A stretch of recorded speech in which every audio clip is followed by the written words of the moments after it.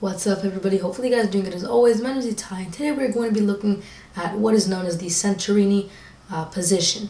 And essentially, the Centurini position is when both players have a bishop of equal color. So both players here have a dark square bishop, and one player has a pawn as well. And the tricky part here is that you can't obviously checkmate with just the bishop. So white's only hope of winning is to promote. And black can no longer win because, again, you can't checkmate with the bishop. So black's only hope is to get a draw. And so black will happily sacrifice the bishop and get that draw, which makes the position pretty tricky. And we'll look at a couple of different positions. And overall, this should help you with your endgame. As you know, when boards get simplified, sometimes you will be left with only two bishops. So let's begin. What you need to understand is that this bishop only really has one ideal square, and that's what you want to look at. Where is the ideal squares for this bishop?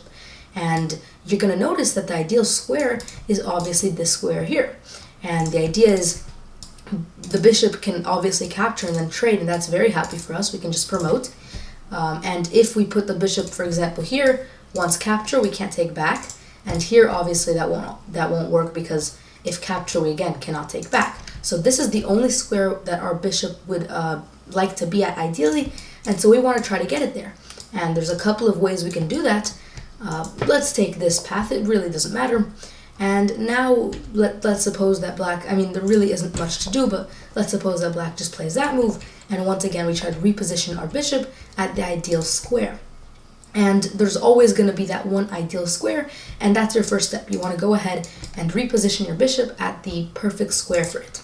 Here, black is obviously not going to take the bishop because that would be losing, and there's nothing that black can do. You're just going to be able to promote. So instead, black might try to play this move, and this is a pretty tricky move because we need to make room for the pawn to promote as the bishop currently blocks it. So if we were to move our bishop, let's say we move our bishop here, well, that doesn't really work because now black can play this move. And obviously with that move, now we can no longer, if we take the bishop, they can just take the pawn, and this doesn't work. And obviously we can't push here because, again, they trade. So this seems like it's very nice. And now we kind of need to understand what's going on. One of the things that you need to look for when there's so little pieces is a state where black has to make a move and there's no good moves for black. Every move that black plays will be in our, will be for us, will be good.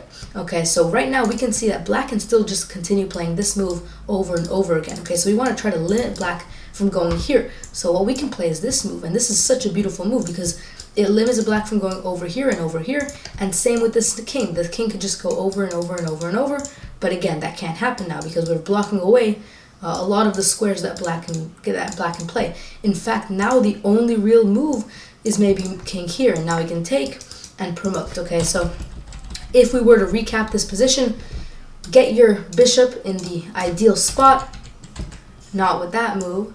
Get your bishop in the ideal spot. It doesn't matter what happens, but get your bishop there. When the bishop goes out, then you want to move your bishop as well. And then once the bishop gets this square, then you want to limit your opponent's moves. So the only possible move is stepping away from the pawn. Let's look at another position. Here is a similar looking position to the last one, but it is a lot more tricky. So we want to get our bishop to the ideal location again, which is here, because if we get our bishop here, we'd be able to trade and win the game.